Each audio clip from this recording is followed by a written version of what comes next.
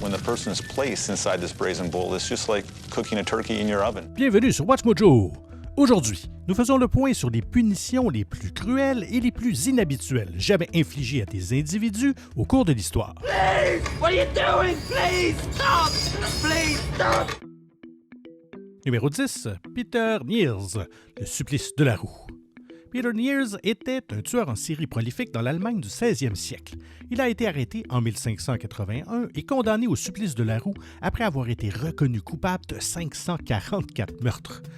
La roue était une méthode d'exécution assez courante en Europe au Moyen Âge et au début de la Renaissance. In addition to being made of hefty wood, these wheels were outfitted with a metal rim, though sometimes they would be modified so that they could inflict further damage with protruding iron blades. Le châtiment se déroulait généralement en deux temps. D'abord, les condamnés étaient attachés et frappés à plusieurs reprises avec une grande roue, ce qui leur brisait les os. Another approach was to tie a person to the wheel and hit his or her limbs with iron hammers or bars while the wheel was rotated. Ensuite, ils étaient attachés à une autre roue et décapités ou brûlés. Dans le cas de Niels, il a reçu 42 coups impitoyables après avoir été torturé pendant 2 jours. Il a ensuite été frappé avec la roue à partir des chevilles avant d'être écartelé. Numéro 9, les citoyens de Kronstadt, empalement. Ce n'est pas pour rien que Vlad III, célèbre sous le nom de Vlad l'Empaleur, a reçu ce surnom macabre. Vlad spent much of his life constructing a fearsome persona. In some ways, his reputation was so extreme that it haunts the entire world. L'empalement était une méthode d'exécution courante à l'époque, généralement réservée aux crimes contre l'État. Un pieu ou un crochet était inséré dans la victime qui était ensuite laissée à l'abandon. La méthode était inhumaine, mais efficace. It's a gruesome way to die, and thus makes an incredibly effective psychological warfare tactic. En 1459, la ville saxonne de Kronstadt, en Transylvanie, a décidé d'apporter son soutien politique à l'un des rivaux de Vlad. Le cruel dictateur a réagi avec une barbarie abjecte. Il a empalé 30 000 de ses citoyens à l'extérieur des murs de la ville et a réduit Kronstadt en cendres. Et selon la légende, Vlad a pris son dîner ce jour-là parmi ses victimes afin de les regarder souffrir. The world would come to know him as Dracula. Au numéro 8, l'apôtre Barthélemy, écorchage. You flayed him. Peeled a few bits, removed a few others. Saint Barthélemy était l'un des 12 apôtres de Jésus de Nazareth. Selon la croyance chrétienne, Barthélemy a voyagé vers l'Est et a finalement atterri en Arménie. Là, il a réussi à convertir le roi au christianisme et fut exécuté pour ses efforts. Selon certaines traditions et croyances, Barthélemy a été décapité après avoir été écorché. L'écorchage était une méthode de torture et d'exécution très répandue en Mésopotamie. The point of this form of torture and death is to create as much pain as possible. La victime souffrait énormément avant de mourir d'une perte de sang ou d'une infection. Les représentations traditionnelles de l'apôtre le montrent souvent sans sa peau.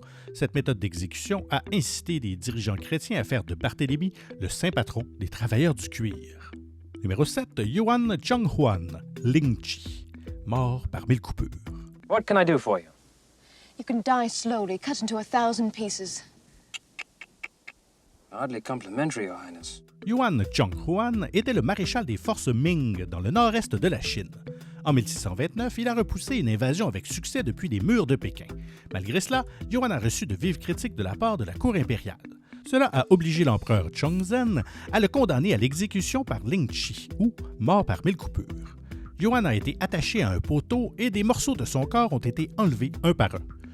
Maintenant, sous la dynastie des Yuan, le Lingchi comptait environ 100 coupures et la victime mourait en une vingtaine de minutes. Sous les Ming, ça pouvait aller jusqu'à 3000 coupures. Les cris de supplice de Yuan auraient été entendus pendant plus d'une demi-journée. Numéro 6, Ishikawa Goemon, mort par ébouillantage. Ishikawa Goemon était un véritable Robin des Bois japonais, donnant aux pauvres ce qu'il volait aux riches. Il aurait également tenté plusieurs assassinats politiques de seigneurs de guerre, dont le puissant Toyotomi Hideyoshi. Goemon a été capturé et condamné à mort par ébouillantage avec son jeune fils. Les récits de cet événement varient, mais la plupart s'accordent sur un détail. Alors qu'ils étaient immergés dans un grand chaudron, Goemon a tenu son fils au-dessus de sa tête pour tenter de le sauver. L'issue de cette action reste controversée. Certains prétendent qu'il aurait ému le bourreau et que l'enfant aurait été épargné. D'autres affirment que le père et le fils ont finalement connu le même sort atroce. Numéro 5, les prisonniers de Diederik Sonoy, la torture par rat. Once the bucket gets hot enough, detective, the rat is going to want out. La guerre des 80 ans est la conséquence néerlandaise des tensions entre catholiques et protestants qui se sont répandues dans toute l'Europe au cours de la Renaissance. Diederik Sonoy était l'un des chefs des Gueusen, un groupe de nobles calvinistes rebelles. Ses tactiques étaient à la limite de la sauvagerie, puisqu'il fut le premier à utiliser la torture par rat. Sonoy prenait certains de ses prisonniers catholiques et les attachait à une table torse nu. Il remplissait ensuite un grand bol de rat et le plaçait à l'envers sur l'estomac du prisonnier. Le bol était ensuite chauffé avec des charbons ardents, ce qui affolait les rats à l'intérieur. Do you know that your average rat can chew through a steel drain pipe? N'ayant pas d'autre moyen de s'échapper, les rats finissaient par ronger et griffer leur chemin à travers la victime. Please! What are you doing? Please stop! Please stop! Numéro 4, Jujar Khan Bakshi, exécution par éléphant. La mort par éléphant déchaîné était populaire dans certaines parties de l'Asie et de l'Inde. The elephants didn't just crush a man fast. Those beasts were trained to make death slow and painful. Il s'agissait bien sûr de territoires où les éléphants étaient élevés pour être utilisés comme armes de guerre. Au cours de la seconde moitié du 16e siècle, une partie de l'Inde était gouvernée par l'empereur Akbar le Grand. Au cours d'une de ses campagnes militaires, Akbar traversait le territoire du Gujarat et a croisé une femme qui accusait un chef militaire nommé Jujar Khan Bakshi d'avoir assassiné son fils. Après enquête, Bakshi a avoué. Akbar l'a fait piétiner à mort par un éléphant de guerre nommé Mianmil. The Europeans that watched the feat sometimes compared it to being broken on the wheel since the mahout made the bashing last so long. Numéro 3, Mithridate le soldat, scaphisme. Mithridate était un soldat perse exécuté pour s'être vanté d'avoir tué le roi Cyrus. Il a été condamné au scaphisme, une méthode de torture perse.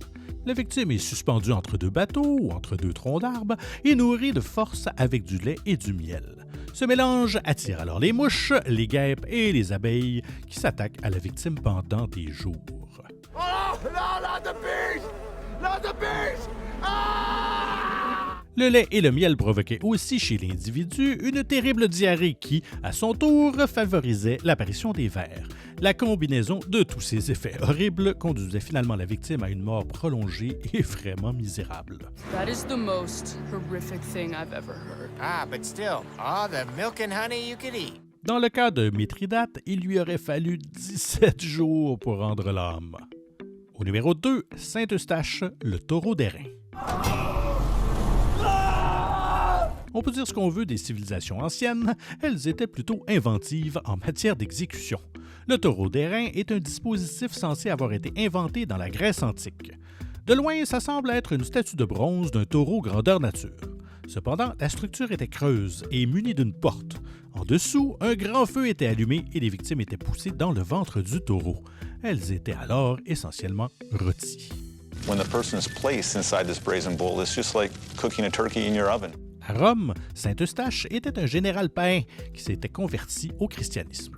Pour le punir d'avoir renié les dieux romains, l'empereur Adrien a condamné Eustache et sa famille à la mort par le taureau d'airain.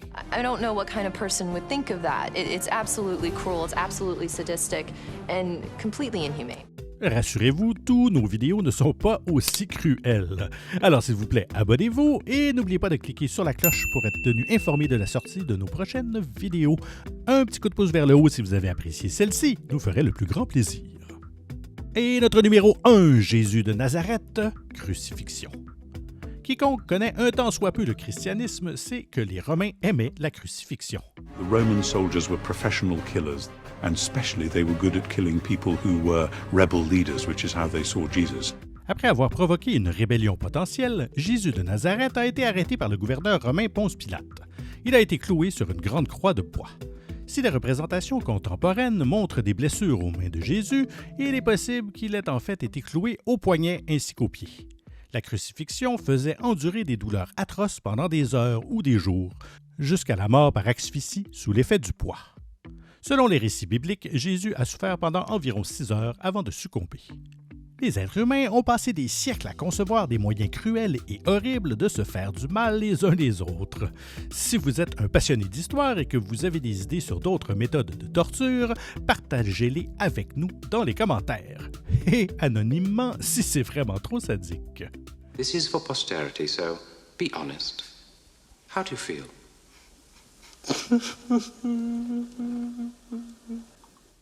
Interesting. Vous avez apprécié cette vidéo? Faites-nous le savoir en cliquant sur le pouce vers le haut et n'hésitez surtout pas à regarder une autre de nos excellentes productions. Merci et à très bientôt.